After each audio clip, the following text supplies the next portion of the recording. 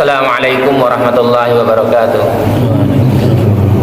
Innal hamdalillah nahmaduhu wa nasta'inuhu wa nastaghfiruh wa na'udzu billahi min syururi anfusina wa min sayyiati a'malina. May yahdihillahu fala mudilla lahu wa may yudlil fala hadiyalah. Asyhadu an la ilaha illallah wahdahu la syarika lah wa asyhadu anna Muhammadan abduhu wa rasuluh. Allahumma salli wa sallim ala Muhammadin wa ala alihi wa sahbihi ajma'in. Amma ba'd. Ya ayyuhalladzina amanu taqullaha haqqa tuqatih wa la tamutunna illa wa antum muslimun.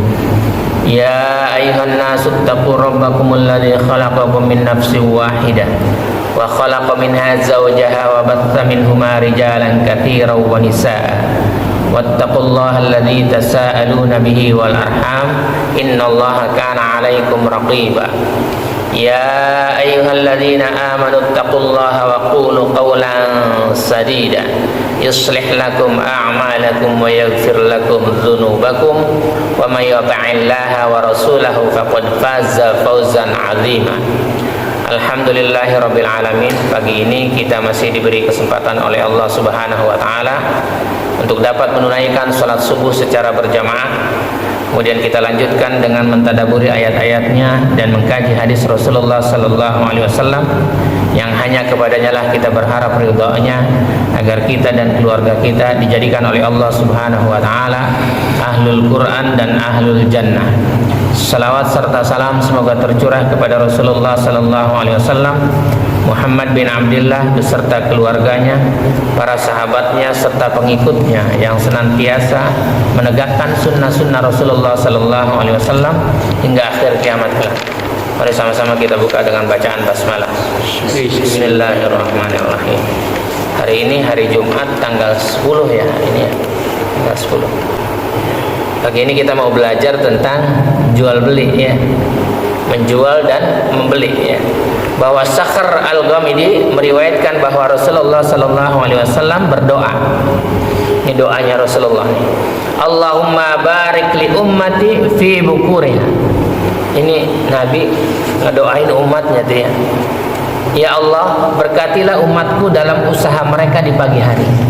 Jadi kalau mau usaha pagi-pagi ya, pagi-pagi gitu, ngirim barang pagi-pagi, itu orang-orang yang diberkahi oleh Allah, didoain oleh Rasulullah ya. Jadi mencari harta yang halal, jadi dengan niat harta yang halal.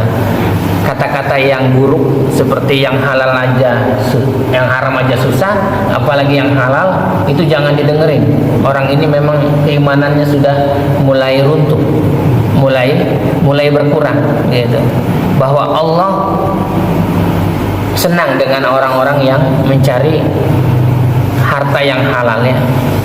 Ali radhiyallahu an meriwayatkan bahwa Nabi sallallahu alaihi wasallam bersabda, "Innallaha ta'ala yuhibbu ay yara 'abdahu yas'a fi talabil halal."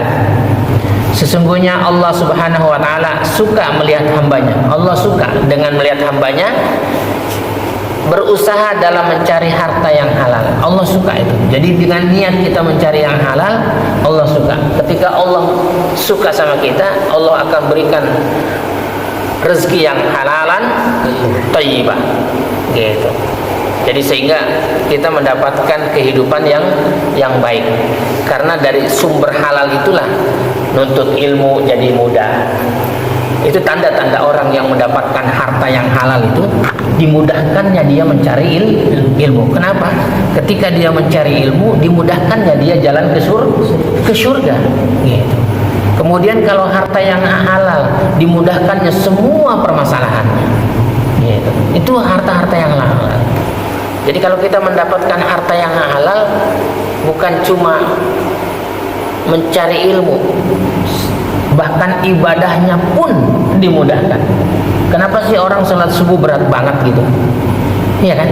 Sholat berjamaah berat banget gitu. Makanya suruh introspeksi diri. Jangan-jangan kemarin kita mendapatkan harta yang haram, yang subhat saja nggak boleh, apalagi yang haram. Itu yang membuat kita malas beribadah.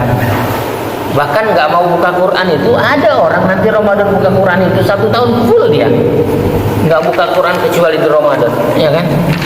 Maka karena kalau sudah makannya harta yang haram, dagingnya itu dia doanya pun nggak diijabah. Gitu. Kalau orang doanya udah nggak diijabah oleh Allah Subhanahu Wa Taala, celakanya orang itu ya.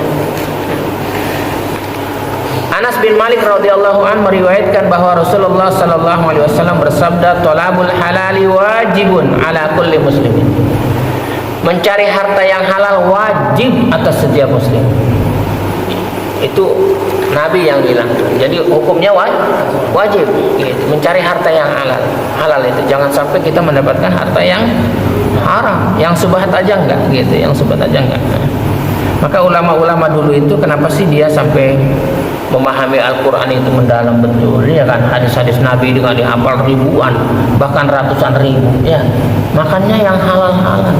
Ya, bahkan kalau ulama-ulama kita dulu itu dia nanam padi sendiri, ya kan?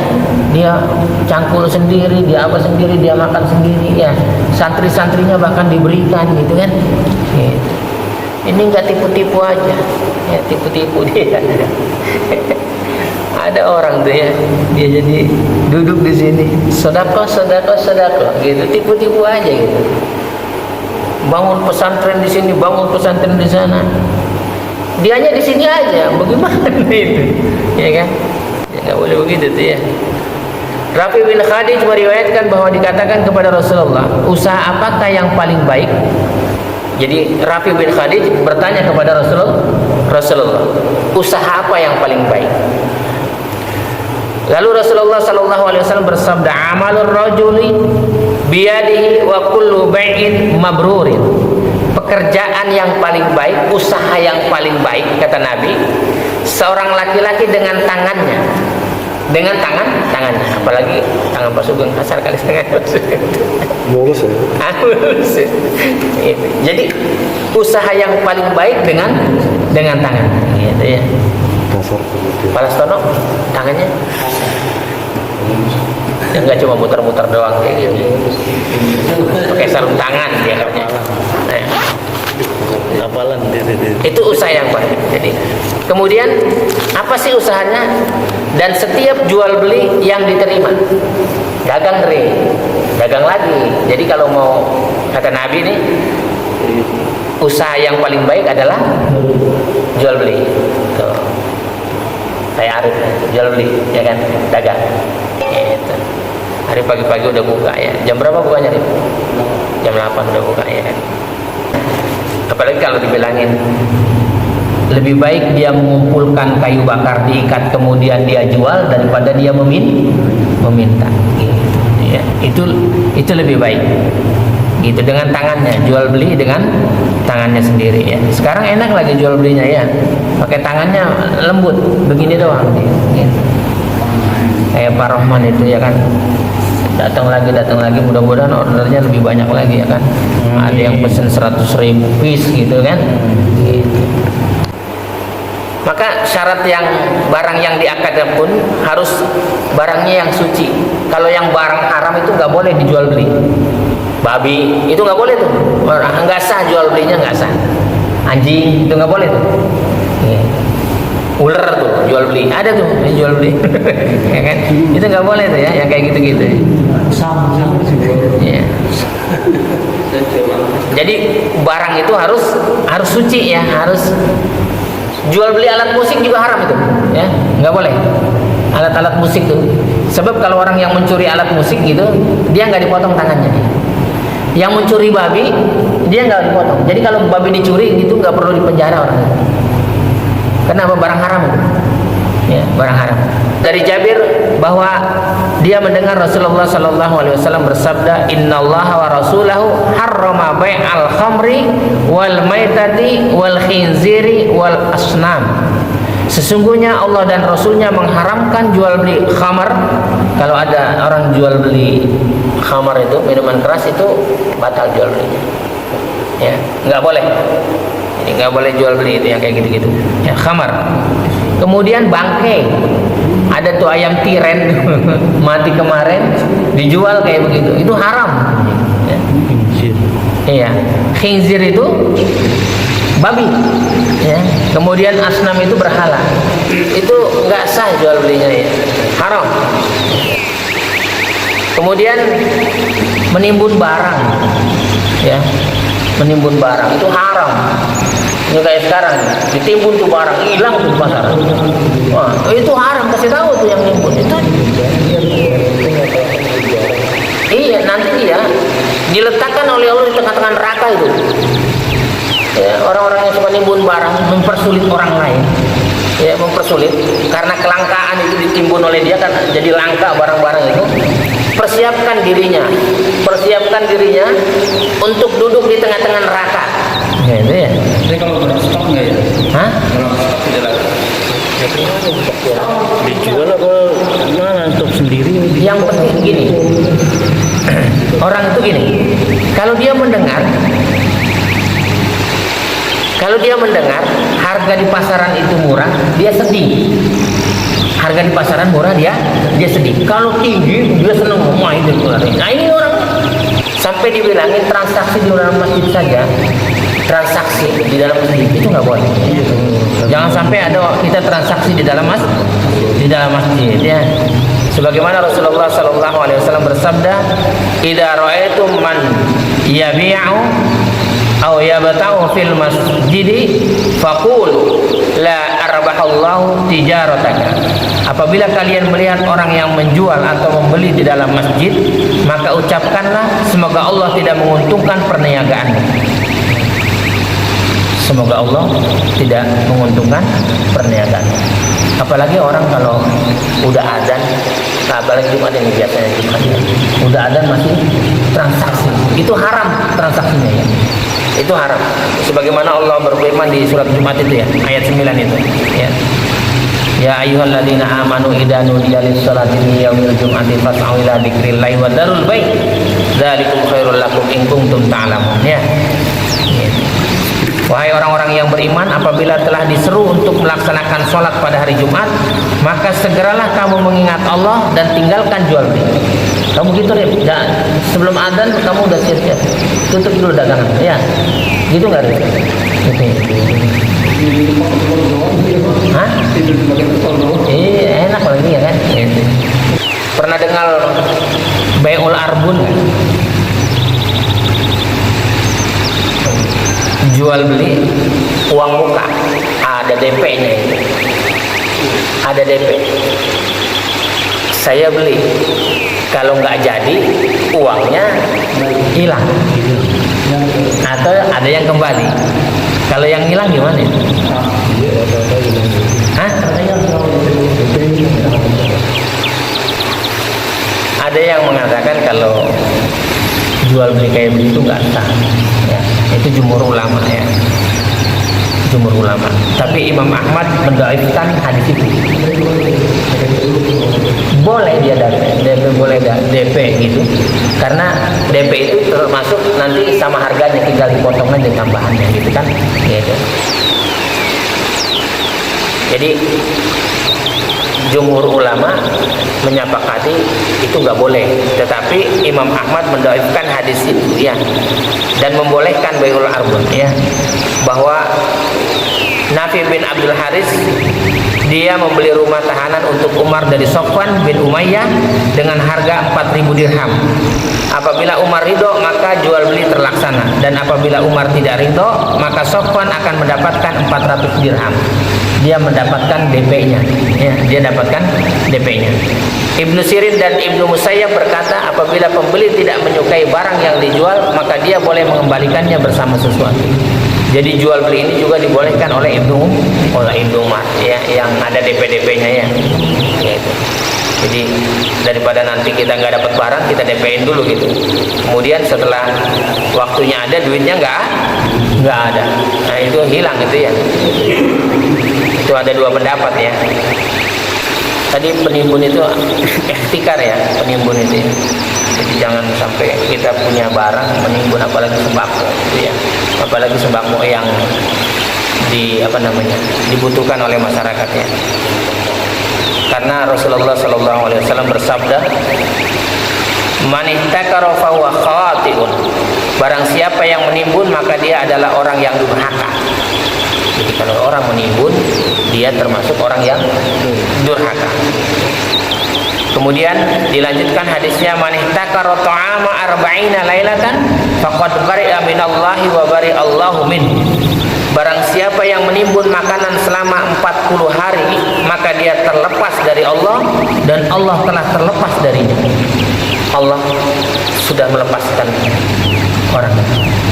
orang yang menimbun. Kemarin kelangkaan minyak goreng berapa hari?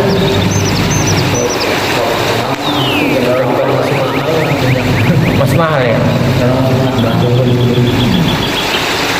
Mu'ad bin Jabal meriwayatkan bahwa Rasulullah SAW bersabda, "Bi'sal abdul muhtakir, in sami'a bi rukhsin sa'ahu wa in sami'a bi ghala'in farihan." Sejelek-jelek hamba adalah penimbun. Sejelek-jelek hamba, kata Rasulullah, adalah penimbun. Jadi kalau orang yang nimbun itu orang yang paling jelek itu. Sejelek-jelek hamba adalah penimbun. Nimbun beras, nimbun minyak goreng, ya. Gitu. Nimbun apa lagi tuh? Ya. Sampai ke bawang-bawang, cabai-cabai ditimbun sama dia. Ya. Barang-barang rata-rata nimbun, sembako tuh kebanyakan nimbun. Ada yang nimbun, ada yang stok, beda ya. Orang yang stok, ya stabil harganya orang. Ini kan harganya bisa, BBM aja kadang ditimbun bisa naik ya. Gitu ya. Nah, maka hadisnya lihat nih. Sejelek-jelek hamba adalah penimbun. Apabila dia mendengar harga yang murah, maka itu menyedihkannya. Harganya masih murah, dia sedih dia gitu ya. Dan apabila dia mendengar harga yang mahal, maka dia bergembira. Wah, dikeluarin tuh barang itu dari gudangnya. Ini sejelek-jelek hamba, sejelek-jeleknya jadi manusia. Mungkin lebih jelek dari, iya.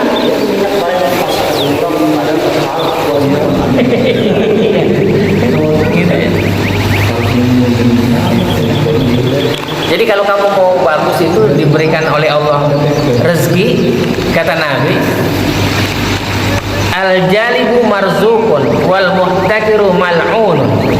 Pengimpor diberi rezeki. Jadi yang sebaik-baiknya mengimpor barang. Impor barang dari negara mana boleh. Kalau kita kecil-kecilan impornya dari Surabaya ke Jakarta itu impor juga, betul kan? Gitu. Dari Tegal dibawa ke sini. Kayak kamu tuh dagang kerupuk tuh kan? Kerupuknya dari Tegal, ya kan? Dibawa ke sini. Ah, itu dapat rezeki tuh. Gitu. Kemarin bawa yang bikin kuyang itu kalau kita makan gadung, ya, gadung, ya kan? Nah itu, tapi kamu dapat rezeki akhirnya kan? Makanya prakteknya banyak. Udah berapa kali praktek? Belum. Ya. Pengimpor diberi rezeki dan penimbun dilaknat. Ya, jadi orang yang mendatangkan barang-barang itu dapat rezeki. Nah, gitu. Kalau temennya Andri tukang nimbun semua ya kan? Nimbun semua. Jadi timbun gitu ya. Jangan gitu. Makanya dagang itu harus, emang nggak pada bangkrut orang itu ya kan? Padahal dia curang dagangnya gitu. Akhirnya bangkrut juga ya kan? Ya mudah-mudahan kita termasuk orang-orang yang melaksanakan muamalah jual beli dengan tuntunan Allah dan Rasulnya, sehingga kita mendapatkan rezeki yang halalan thayyibah, dan doa kita dikabul. Allah mudahkan kita jalan ke surga, dan Allah berikan rahmat kepada keluarga kita. Allah masukkan kita ke dalam surga Adan yang mengalir di bawahnya sungai-sungai. Subhanakallahumma rabbana wa bihamdika asyhadu an la ilaha illa anta astaghfiruka wa atubu ilaik.